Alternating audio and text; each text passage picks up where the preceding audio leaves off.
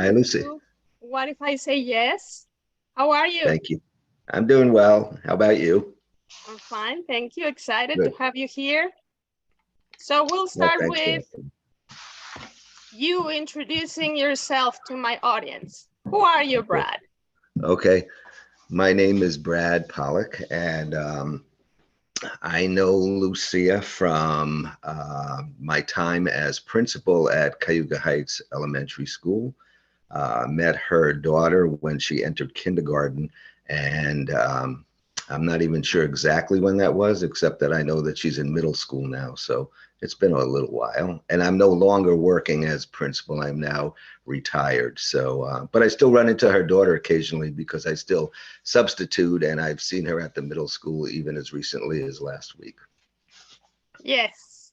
And so here's my memory of how we met. We must have scheduled a visit to the school to register Maya. And so we were walking outside with Maya, and you were walking outside with the student. I'm assuming he was in trouble and you were having a conversation outside the school to make him reflect on what he had done. I don't know. Sounds about And right. so you saw us and you asked us if we were there to register Maya, and we said yes. So that was the first contact. And it was very nice. Like the principal is walking out, he acknowledges us, and then, oh, he's nice. So we went in, we did everything. And so it must have been that same year when I got involved with the PTA. I wanted to volunteer to get to know more people. Hmm. And one of the things that I was doing was VIC, which was very important copying.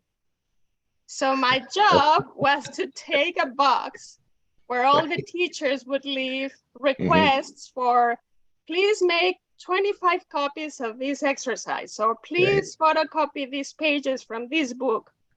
So I would go to the main office where it was Debbie and Jen and Well, Jeannie or Jeannie, Patty or right. Okay. Yeah. Jeannie, Hmm. and then it was your office and the nurse's office. Yep. And I would go to the back where there was the copy machine and other things, and I would do my very important copying.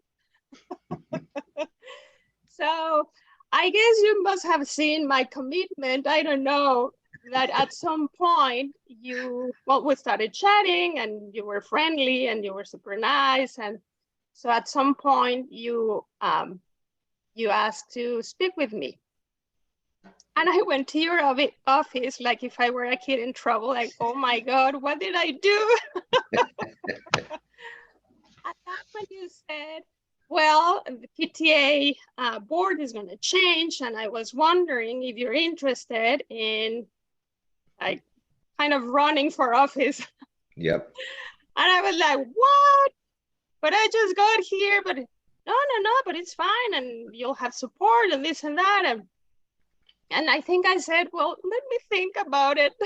Hmm. I was super scared. The good thing at that point is that it wasn't just going to be me Right. running for president. I was going to have a co-president.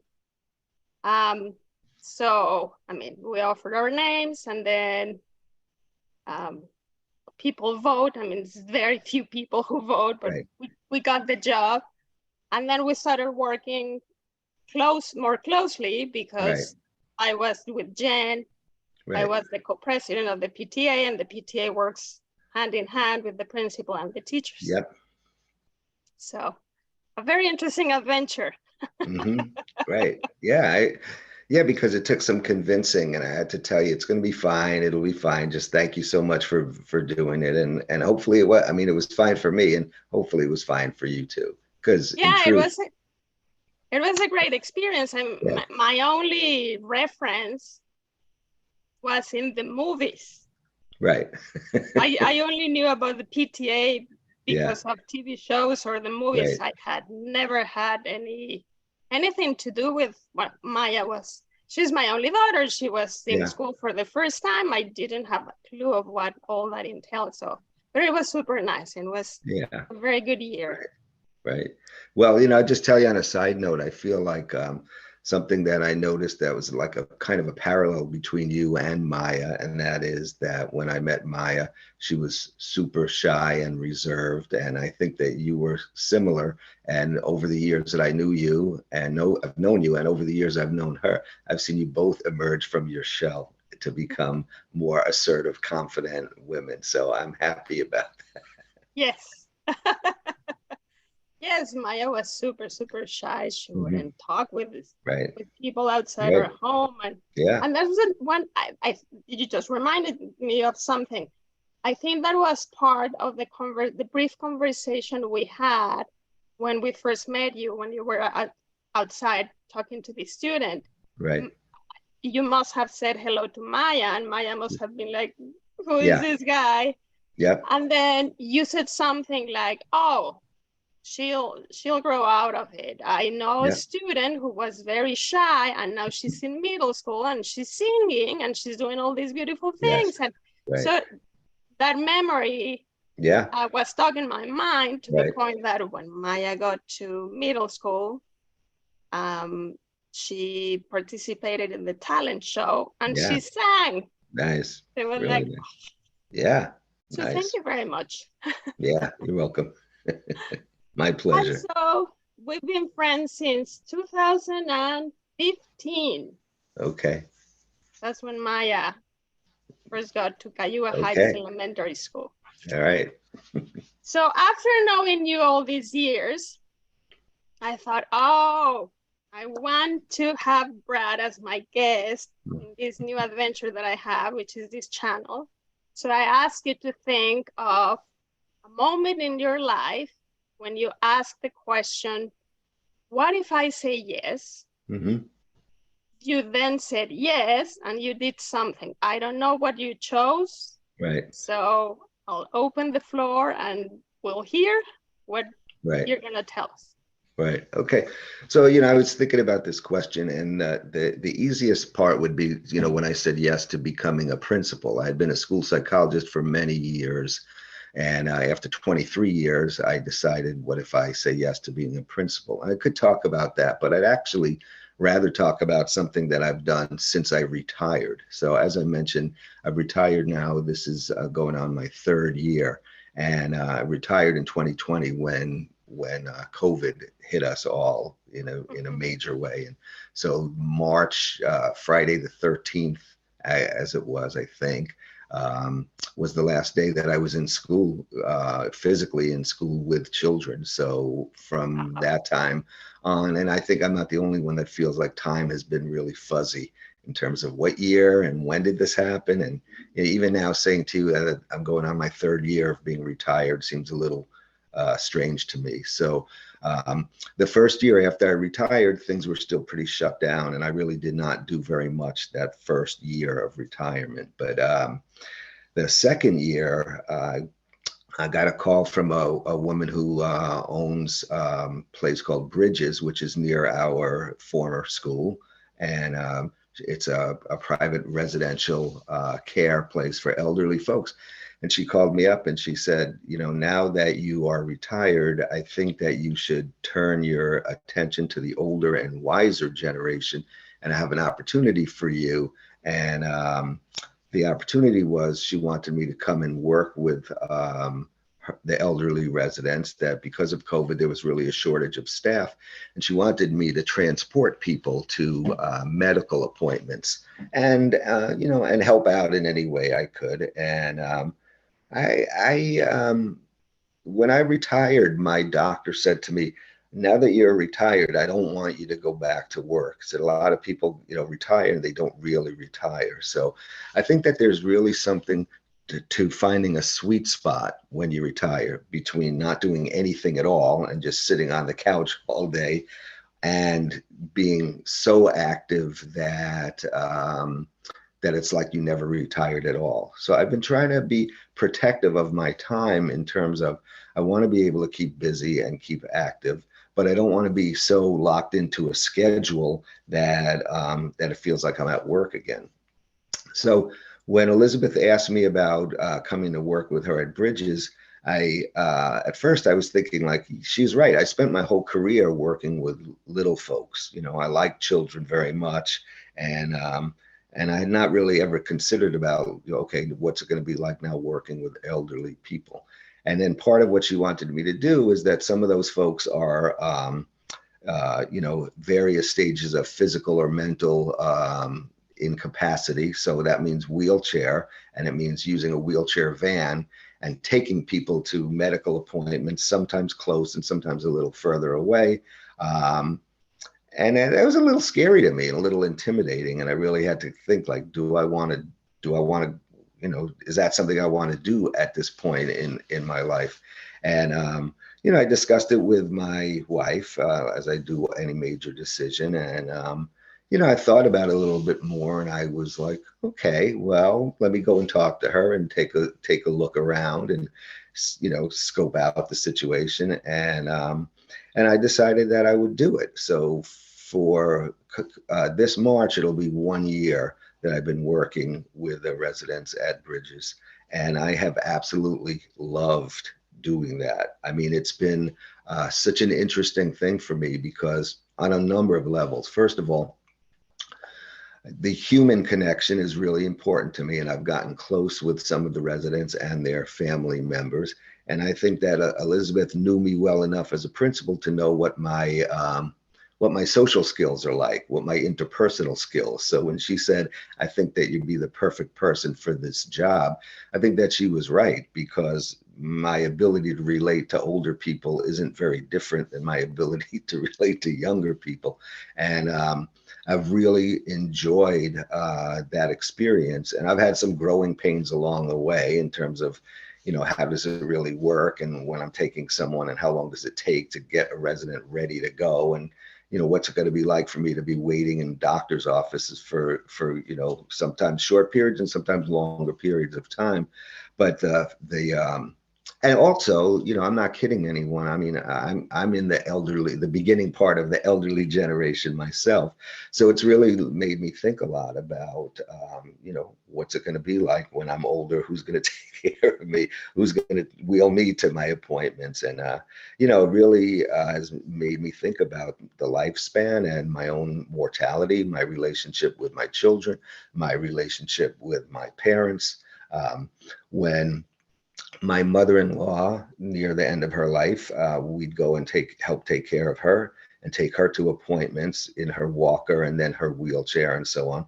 And that kind of prepared me for what this was like. And when I work with the residents there, I feel like, it's like taking care of someone that was in my family. And at funny times, sometimes I'll just meet someone and I'll go to the doctor's appointment with them, and the people at the doctor's office think that I'm the son or the son-in-law. And I'm like, no, actually, I'm just driving them. But I do more than drive them, because I take them into their appointments. And sometimes I sit with them in the doctor's office and either put their son or daughter on, on speakerphone so that they can participate. Or sometimes I'll just take notes so that I can communicate with family members and let them know how the doctor's appointment went. So the long and short of it is, saying yes to working with elderly folks at Bridges has been a challenge for me, but something that's been really, really enriching to my life in a way that I didn't think it would be. So So you I'm really say it's gonna be a year in March. by March of last year. I'm assuming you were already vaccinated and boosted and everything. Yes, vaccinated and boosted and all of that, and then had to have a TB test and, make sure I was, good to go with the folks. And, wear a mask all the time. Every time you go still now going into a doctor's office, it's still about masking up and being careful around people. So walk us through a day when you do this job. Do you receive a phone call? How do you know who you have to take care of that day, or Gotcha. how many people you're gonna take to the Well, extra as I appointments said, or? right. So the folks at Bridges share a Google Calendar with me to let me know what appointments are coming up, and usually they're scheduled in advance. But sometimes it can be a little bit of last minute that someone had to go to the hospital. Can I go pick them up and bring them back? Or there's there's a new resident that needs transportation. Can you help? So why that works particularly well for me is that I'm on a pretty flexible schedule. It's not an everyday thing. And Mhm. typically I know in advance that I'm doing it. And I should also mention that I have two friends, Tina and Mara, that are also retired. And when I started to work at Bridges, Elizabeth said, so, because I said to her, look, I'm happy to help out, but I don't want to commit to doing something where I can't travel to see my grandchildren and my kids. And as you know, I like to travel on vacations and see the world a little bit now that I'm retired and not have to follow a school schedule, which I've done for 40 years. So she said, that's fine. So if you come to work for me, if you have friends that want to do this as well, they can be your backup people so that I coordinate with them. So if I'm going away, if we're flying or driving somewhere and I'm out of town, I just have my friends do the backup, and they do. And they have the same experience that I do. They enjoy working with the elderly folks. Some of the people are just really, really, fascinating to talk to. They have such interesting life stories. A lot of them are Cornell professors, or or folks that have been in Ithaca for many, many years. And just listening to the stories that they have to tell has been pretty wonderful. So typically there's only one, occasionally there could be two appointments in a day. But an appointment typically can last anywhere between an hour and 2 hours, but it means driving over there, with my But vehicle. wait, do you get to the place and go to the room and knock on the door and say, hi, I'm here to pick you up, or what? How does that work? Well, when things work as they're meant to work, which they do most of the time, the folks at Bridges know that the resident has an appointment, coordinate that in advance. So when I show up, the residents are pretty much dressed and ready to go. And, Okay. which is more of a challenge, obviously, in the winter months, because it's just, folks get cold and you need to bundle them up with hats and blankets and whatnot. I try and warm up the van first so people can ride in comfort. And, and in the warm months, it's tricky too, because it might be really hot out and I have the air conditioner on and they're chilly in the back. So I need to be able to make sure that I have climate control so that they can ride in comfort. But the other thing that I should mention is that several times I have taken folks for non-medical appointments just when, say if your parents were visiting you from Mexico and they were not in good health, they were at Bridges, but you wanted them to come in and spend time with you for a holiday, or just it's somebody's birthday, and I might get a call and say, can you bring my mom out to our house so that they can spend the day here or have dinner and then come back. And I did that for a woman on Christmas Eve. She, a family arranged in advance, and I brought her during the day and picked her up at night so she could be with her family at Christmas. And I've also gone on some outings with folks, people that want to, they want to take their mom out. So it's like, can you take us to Gannick Falls, or can you take us to the botanical gardens, and I've done that. I've had outings with families, and Have I, you been I to places that you've never been before? yeah, actually, in Skaneateles, they have during Christmas time, they have a Dickens festival, and I've never done that. And this family said, we really want to take our mom. Would you be willing to do it? So I went to Skaneateles with them and let their mom experience the Dickens festival. And I wheeled her in the wheelchair and brought her around and had hot chocolate with them. And yeah, it's been great. I've gone out Yeah. to people's houses too. You mentioned you also go to people's houses. Yeah. Yes. So I've gone to people's houses. If, again, if the family is having a gathering and they really want their mom or dad to participate in the gathering, then I've brought them. And I think that that's been I just have really, and I've gotten a lot out of that. It's really been heartwarming for me to be able to help someone connect with their family. You know, sometimes I hang out and sometimes I leave for a while and come back in a couple of hours and, you know, drive them back. But I'm happy to do that. You know, it feels really good to me to be able to connect, you know, people's families. You mentioned a van. Did you have to learn how to drive the van?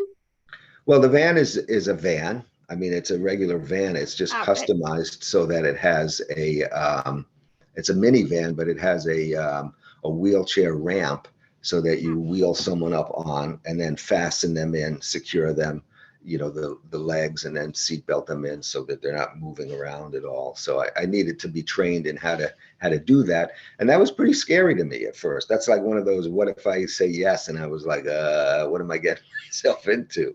Because the first time that I remember practicing, you know, we had a resident volunteer, so we were wheeling her up on the van and then bringing her back. And you know, it's different if you start figuring out how to hook up the wheelchair without a person in it, and then when there's actually a person. It's Yeah, heavy.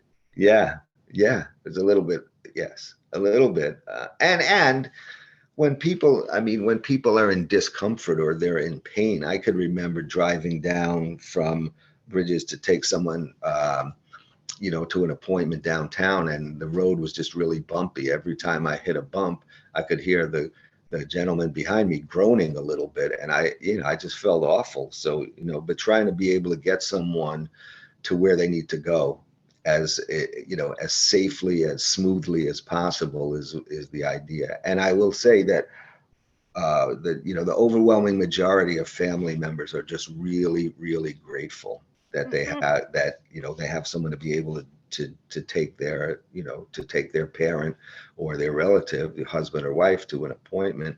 And when I've met folks, they see that. Like I was saying to my wife the other day, I saw we were actually up at the I think we were at the hospital, and I saw these two women were getting into it. They called a cab, and the one woman was limping and was moving slowly.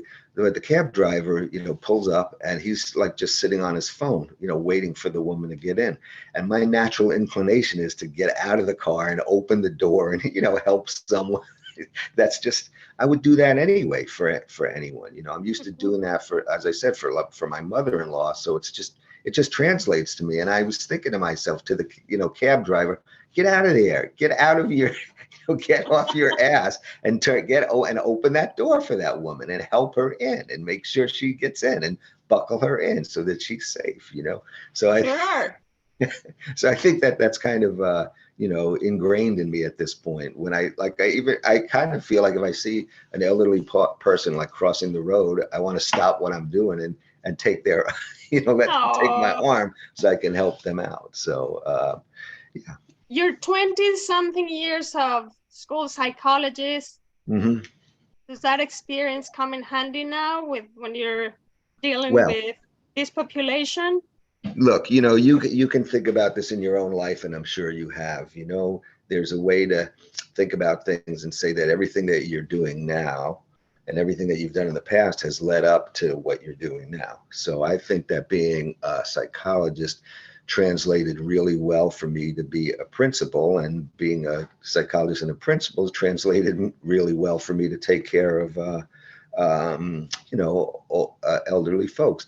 At my core, at my essence, I believe that I am a caregiver and a caretaker, you know, more giver. That's how I see myself. You know, I feel like that's who I am. I take care of people. So it doesn't really matter whether or not I'm taking care of little people or big people or older people. It's just what it's the most natural gift that I've been given, that I want to be able to give to other people. It's my inclination is to try and help people wherever they're at, to, you know, to get to where they need to go. Are your kids or any of your kids like that? Well, I forgot to mention my youngest son used to work at Bridges before I Oh, did for a couple of years. That was years ago, before he moved out west. So he had done that before I did that, and the same you job? know, No, he wasn't Ah, transporting, but he was helping out, he was helping out as a personal care person okay. for folks at Bridges. So he used to come back and tell us stories about, some of the people that he met and some of the things that that he encountered there. And so yeah, I'd say I'd say that um well, and I would also say I'd be remiss if I didn't say my wife is a social worker, and that's her Oh, inclination as well, is to take care of people. She used mhm, to work with children at BOCES for many years, and now mhm, she does private therapy. But that's her inclination as well. Is like, what can I do to make someone's life more comfortable, easier? I think the main reason why she did not want to do what I'm doing at Bridges is that I think that the idea of having to physically push a wheelchair up into the van, and or something, not because I should mention not everyone's in a wheelchair and not everyone's in a van, so sometimes it's just a vehicle. But as you know, sometimes older folks need help getting in and out of of a car. So some of the folks are small and petite, and some of them are a little bit larger, and there's some physical strength that can be required to make sure, the most important, that someone doesn't lose their balance, that they stay where you mhm. want them to stay, and that they move in and out safely. You're reminding me of before I came to the United States in 2000, my, or a few years back, my maternal grandmother was diagnosed with Lou Gehrig's disease. So Yeah, she started losing mobility yeah, from the feet up.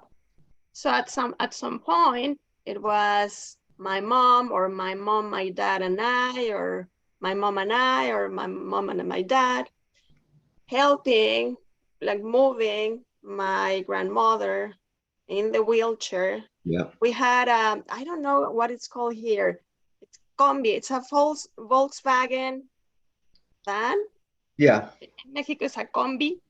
yeah, So my mom she bought this ramp, and so we had to open the door, put the ramp, and yeah, then wheel my yeah, grandmother in. It was difficult work. yeah, But then it was, so if my mom was going to take her to a doctor's appointment, the problem then was finding a good place to park yeah, to then do the reverse. yeah, So put yeah, enough space to put the ramp, and then wheel her down, and then put the yeah. ramp in and leave the car there safe to take. It was it was It is. a It can be, right? difficult job. Yeah, but it's like anything else. It's I transported someone just the other day, and she asked me, how did I learn to do this? And I'm thinking, you learn to do it from doing it. It's like, Mhm. how do you learn any skill? You practice it, and you practice it until it becomes more comfortable and more. The part that you don't have to learn, I don't think, is how to be kind and gentle with folks. I don't have to learn that part. So the mechanical part of, like, how do you gently get the wheelchair down, put on the brake, navigate. Some doctors' offices are much easier to navigate. There's Mhm. some aren't really set up for handicap access, even though they say they are. So Mhm. you just kind of learn how to stick one foot out while you're holding one arm, and you know but the more you do it, the more comfortable it is, and the more practice you have. And then just like with your grandma, after a while you get down to a routine and say, like, oh, let's not park on a hill, let's not. There you was know another thing we had to do with her during the night. So we would take turns sleeping yeah, next to her when right, she needed to go to the restroom. So there was this crane that we had to bring next to the bed, yeah, the and then hoist, right, I would have to put like some piece of like the base, and then I would have to hook that yeah, thing beneath her to the yeah, crane to then wheel her the up, lift, yeah, bring hmm, her to the yeah, restroom, have her do her thing, and then yeah, bring her back. yeah, yeah, Yeah. yeah. Have you talked to your kids about, you and your wife, have you talked to them about how you would like to be taken care of in the future in Well, any case? Well, Is that no, a conversation you've had or no? only no. When I'm laughing, I mean that's not that conversation is not funny. But when I when I was younger, I would say to my kids, "So when I'm older, are you going to change my diaper?" And they and they would all look at me and say, "No, but we might hire someone to change your diaper." But because I would say like, listen, I think about that. I've changed thousands of diapers of yours, don't you think? Right. But anyway, so no, but I do really think about the care part about, it's very important. I mean, part of what why this is such a powerful experience for me is that we all want to have peace of mind. We want to know that, wherever we are, that there are people that care about our relatives that are taking good care. No one's going to take care of your grandma the same way you're going to take care of your Mm-hmm. grandma, but you're going to want to know that someone's going to be kind and decent and gentle with your Mm-hmm. relatives. So, and I didn't mention this, but I'm highly motivated to stay in shape. I Mm-hmm. mean, I do a lot of exercising. I do a lot of hiking, and I've talked to you about that, walking and running. Probably when I get off the phone with you, I'll head to the gym. I work a lot on core strength and stability and balance because I just feel like, aging is something that is happening to all of us. It's not like you can stop the hands of time, but you can age in a way that you can take care of yourself so that hopefully for as long as possible, you can be independent. And that's really what we're, what what life is about for me is just trying to be independent as long as I can so Mm-hmm. that I don't need someone to, take care. But when that time comes, I'm sure we'll have a conversation. And I would hope that my children have learned by example, like like you take care of your family members. But Mm-hmm. we'll see, we'll see. Call me in 20 years. I'll let you know how that's working out. Now, speaking of um, when you have to be very careful taking them in and out of the van, I was thinking of last week when we had black ice here in Ithaca. Uh-huh. I mean, this summer is gonna be 10 years of us living here in Ithaca. I've Right. never had that experience before. I'm sure we've had other days throughout these Yeah. years where we had black Yeah. ice, but so two friends of mine, so one fell and has an issue Yeah. with a shoulder, another one broke her wrist. Yeah. At Cornell, they told me they had 40 cases of people falling. Yeah. What do you do in those cases? Did you have to Hmm. transport anybody that day? Well, right, there was a day right before Christmas, or right, just a couple of days before. I took a woman up to Syracuse, and the weather was awful. And on the way back, it was a pretty, I call those drives a white knuckle special because you're holding on to the steering wheel. I mean, what else can you do except just be slow and easy and careful? Not all, but most accidents can be prevented if people are cautious about how they go. So, fortunately, the folks at Bridges take very good care of the driveways, and that's true of doctors' offices as well. But I mean, look, if the weather is really awful and it's not safe to drive, then we just reschedule the appointment. But I won't. There are certainly times being in Ithaca in the wintertime. Actually, one time, not that long ago, I was actually subbing at Boynton, and I've told you I live on South Hill, and just trying to leave my house on King Road to get down to 96B. I was literally crawling at like 3 miles an hour, and the car was still sliding. But when it's that way, the choice is either you turn around and go back home and wait for the weather to warm up or for the plows to come, or you just inch your way to get where you need to go safely. So I've had some times, because look, the weather can change. It can be rainy, and then all of a sudden, that's what black ice is, right? You just hit that temperature. So I've taken people where it's been a little scary to me, but fortunately, slow and steady has meant no harm, no injuries, and Mhm. taking your time is probably the most important thing. Yes, sure. Now, going back to the stories, without telling us in too much detail Right. um, to honor their stories or their confidentiality. Right. What is the story you can tell us that has shocked you the most? Because it's a lovely story, or because it's very sad, or out of the stories you've heard from the patients Yeah. you Right. help. Right. Well, first of all, they're not patients; they're residents. So I don't, I right, residents. right, right. Sure. So there have been several people that I've transported that have been over 100 years old, and Oh, and really? yeah, and that just in itself has been really, really fascinating to me. So I've talked to a guy that was in World War II, and he was involved in the invasion of Normandy. And I've talked to a guy who told me that his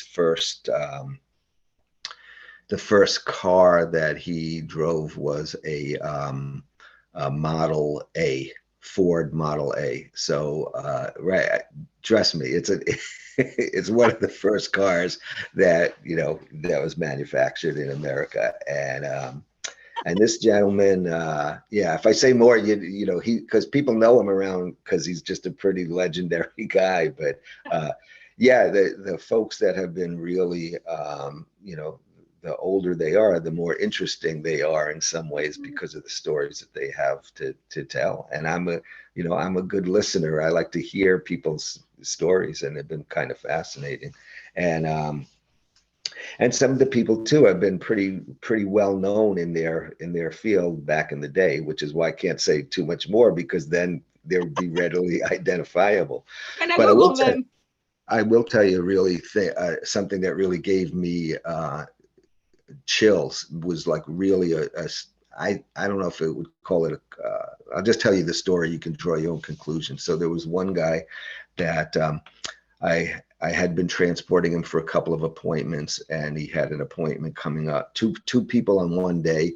So I went to the office, and unfortunately, the gentleman had passed away the night before. So that was the first resident that I had worked with that had died. After I had met his acquaintance. So Oh, that in itself was really upsetting to me that, I went to take him to his doctors and he had died in the night and they didn't even have a chance to let me know until, the next day.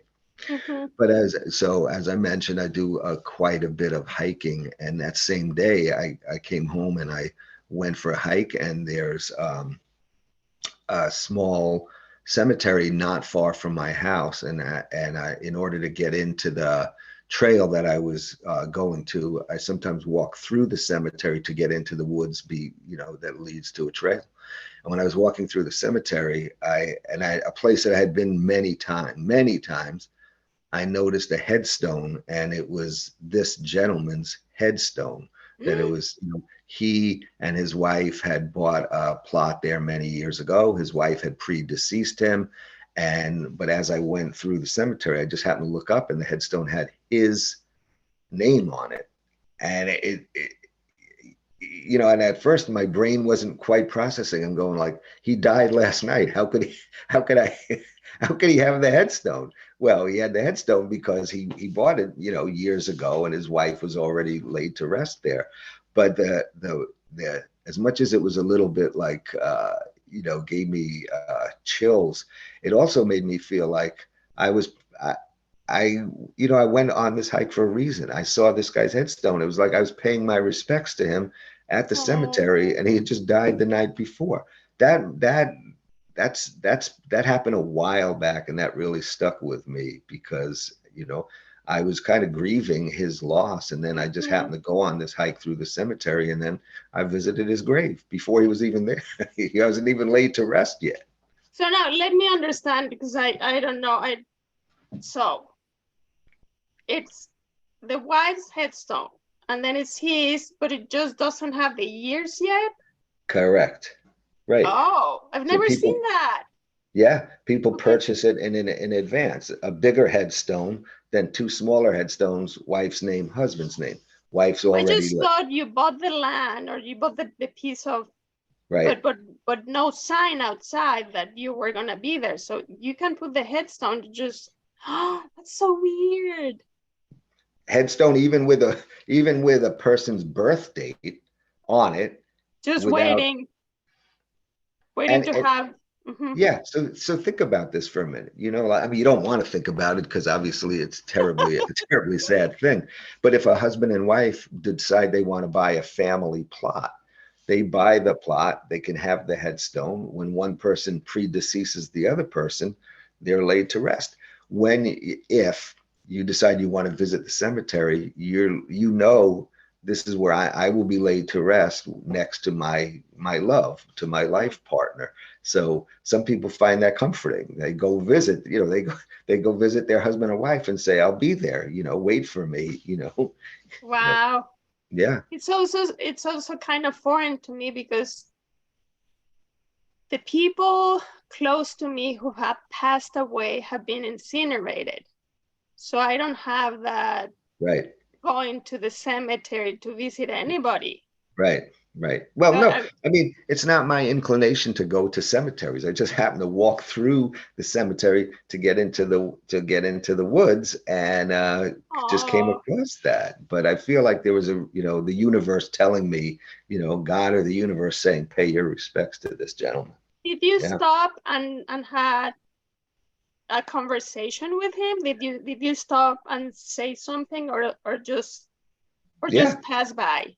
No, I stopped to look at what I was seeing because it was almost as if my mind was, I was saying, wait a minute, that's his headstone. How could his headstone, it's kind of like what you're saying. It's like, how could this headstone be here? He just passed away. And then I realized, like, oh, his wife is there and he'll be laid to rest there too. And Did you talk to him? did I talk to him? I probably said a quick whatever I was going to say enjoy the next, journey. Then went on. Yeah, yeah, That's a very magical story. That's yeah. Pretty lovely. interesting. Yeah, pretty interesting to me. Yeah, Very nice. yeah, Okay, Brad, now it's time to go to the other side. yeah, The yeses are very important in our lives, yeah. as are the no's. Right. The So N-O's, not the no's. yeah, I hear you. I hear. So now tell us about a moment in your life Hmm. when you decided that saying no was a better option. Sure. Okay. So, so after I retired, probably the year after, one Mhm. of uh, one of the parents from Cayuga Heights that we both know um, reached out to me and said, "We want you to run for the school board, and if you do, you won't have to do anything as far as like campaign. We'll take care of all of that for you, but we really need some good people on the school board, and we thought that you'd be a good person because for whatever reason, I mean, whatever." So I thought about that, and so I have to be, you talked about confidentiality bridges. So now I'm going to talk to you a little about confidentiality at the school. So Mhm. when I retired from the school, I had to sign an agreement about, that I wouldn't speak poorly or wouldn't speak, ill of the school district in terms of my negotiations of when I was retiring. So, um, Is that common practice? you when I retired, I was also the union president for the administrators union, and when we retired, we signed an agreement, and part of Okay. the agreement is you're not going to speak ill of right. So that part's not unusual. Not every person that retires has to sign a confidentiality or a non-disclosure agreement, but at any rate. Um, there was a part of me that thought I might want to be on the school board because there's some things that I want to address that, I don't know if I'd want to call them grievances or I'd want to say like there's a better idea or there's a better way or let's do this or let's not do that. So there was a part of me that felt like, I wouldn't mind being in an advisory role. I would not mind being able to say some things. I mean, think about it this way: if you had a boss, or you had some bosses that you weren't completely aligned with or agreed with some of the things that have happened during your tenure there, and now you're in an opportunity to basically supervise their work. Mm-hmm. the, you know and I thought about that for a while, and then I realized, not just because of the non-disclosure agreement, but also because, like, I just did not want to get back into the business of the headaches of managing the school district. I mean, there was a part of me that felt very flattered that she asked me to do it. And I do think that if I would have said I want to be a candidate on the school board, I don't think it was going to be, I would have done it. I don't think that there would have been, some people that don't know me or didn't know me would say, like, oh, we don't want a person that's a principal to be on the school board, because that principal, sometimes the principal and the teachers don't always work together. But that was not the case in our school. I felt very supported by the staff, and I don't think that the teachers would ever have said that I wasn't pro teacher or pro educator. So I don't doubt that if I said yes, I want to do it, I would have done it. But I said no. And I'm glad that I said no, because it just was, to me, it was like dodging a bullet. In some ways, it was like flattering. Gee, we'd like you to do it. You have good input and good ideas. And I said no. And then, interestingly, the next year, she asked me again. She said, I want, I'm just, and a similar process, only this time I didn't have to think about it long. I just said, no, I don't want to.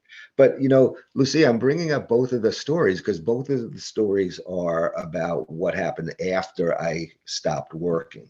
So, I know that the theme here isn't really about like retirement and aging, but for me, that's like an important thing. Like when I subbed at Boynton last week, one of the teachers that I knew from years back, he said to me, why do people, when they retire, come back and work?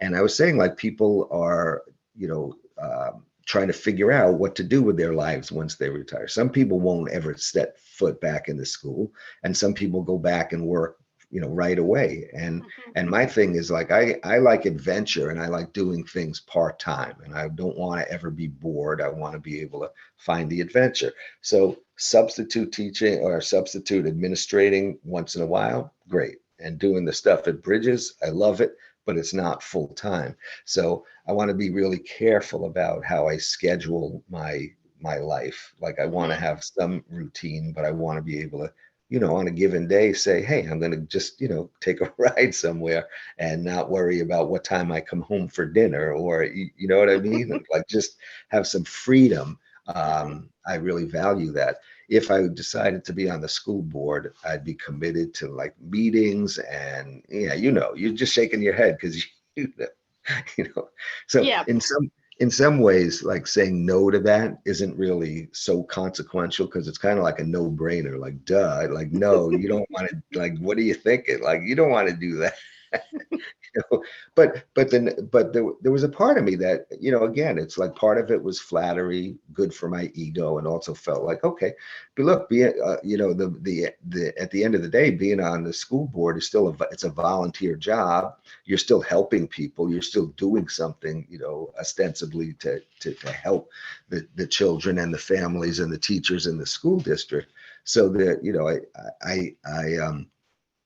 I did give it thought, just like I gave thought to what I want to do if I wanted to work at Bridges. But the difference is, like, the Bridges thing made sense to me at the end of the day, and the school board thing didn't add up. There were uh, too many factors against why, to guide me in that direction. So, and then, going back to your brother's original writing about what if I say yes, what if I say no, I really uh appreciated that his idea about, I say no to protect myself. I say no to be able to have a border around, and so that resonated with me both ways. The idea of saying yes to take risks, to get out of your comfort zone, and also to say no to be able to be protective of your time and of your privacy and of your life. So that's my yes, that's my no, and again, I even thought when I was preparing to talk to you, I don't know if my yeses and nos are so like earth shattering or monumental, but they're important. They have been important decisions for me that have impacted on how I'm experiencing my life now and enjoying my retirement. And also, hopefully, I'm making decisions that have been good for other people as well. Not just selfish me, but also how do I do things to be helpful to other folks too. It's interesting because yesterday I was trying to convince a friend to allow me to interview her for this channel. Yeah. And she said, well, I've seen all your other interviews and my yeses are not as big or as exciting as all your other interviewees. And I said, no, but I want this to be a space where we can talk of the big yeses and the not so big yeses that to me are equally important. It doesn't matter if your yes has to do with, well, I just decided to wake up or half an hour early, which a friend just did, and we're doing that together. So we have been waking up together in different cities at 5:45. So she can have half an hour of just reading time before the family wakes up and everybody gets ready to go to school and to work. So that yes has changed her life right now tremendously. I want this to be a space where we talk about different kinds of yeses and different kinds of nos. Everything is equally valid and important as long as it gives something to your life. It doesn't have to be that you ran for president. You don't know that. See, the issue is for me is that a little yes can turn into a big yes. Like it seems like it's small moments and it's small decisions that can have bigger consequences. So for example, by saying yes to doing the work at Bridges has allowed me to meet families and come into contact with people that I would never have known otherwise. And it's been a powerful experience for me, and hopefully it's been helpful to them as well, and the saying no part is, I still feel like, how could I say this I think there are people that are in the Ithaca City School District that are probably glad that I'm not on the school board. I don't know. I'm telling, I don't know how many people from the school will, look at this and hear it. But, the fact that she asked me to run for the school board, I didn't go back and say, hey, guess what? I'm contemplating running. I never, it was a rather private conversation. I didn't really talk about it with many people at all. But I'm just saying that I would think that there's some folks in the district that are saying, wow, we're really happy they said no. Thank you for his no. Yeah, it'd be like, yeah. And it's a very important job, and it has very deep consequences on our schools and our kids' lives. But you have to have something inside to enjoy that kind of job. Not for everybody. No, but it's also, for at least and this is not just Ithaca, this is all the places that I've worked over the years. People on the school board often feel like, they're in a position of power because they they can determine people's career fates. And, so for some folks, it's a power trip, and it's like, okay, I'm in charge now. I'm going to be, I'm going to tell people this is how it's going to be. That's probably the appeal of it. It's like, oh, you get to say to people like, no, no, no, no, no, or yeah, this is what you're going to do. And I don't need that in my life. I don't need to be in charge, and I don't need to tell people this is how it's going to be. We can let other people figure that out. Yep. Well, before we close this conversation, I just remembered something that my mom told me when her friend's husband started retiring. Yeah. And she said that several of her friends were complaining about their husbands being at home all the time. Yeah. Yeah. Doing nothing. And one of them said, it's so horrible. It's like having a mattress like in the middle of your living room. Like it blocks you every. I cannot do my thing. He's doing nothing. Yeah. You know what? One of the parents or I don't know if she was the mom or she might have been the grandma. She told me something similar. She said to me, when you retire, don't sit home like my husband and do nothing. And I said, you don't have to worry about that. I mean, the sad part that was right after I retired, we retired right at COVID, right in that, 2020, there wasn't anything you couldn't really go out. You couldn't really, but even then I was hiking, I was walking, I was jogging every single day because I didn't want to just sit home. But I think that it's about trying to, after that, when things started to open up a bit, it's really trying to find a balance between work and play and have a schedule and whatever. But I don't think that I don't have any issues about, gee, I'm going to just sit around all day and do nothing, because that's just not, that's not in me. So are you telling me that your wife hasn't complained about your retirement? No. Yay! She has not. And I'll tell you, here's a proud moment for me. Okay. I have my brother-in-law and both brother-in-laws actually, and I have friends that the wives complain about husbands napping all the time. Right now, now that I've retired, I've learned to appreciate a good nap, but I don't always do that. And when I decide that I want to, or if I'm home, my wife will say to me, why don't you take a rest? Like instead of telling me like I'm sleeping too much, she's like, go ahead, and I find that really freeing.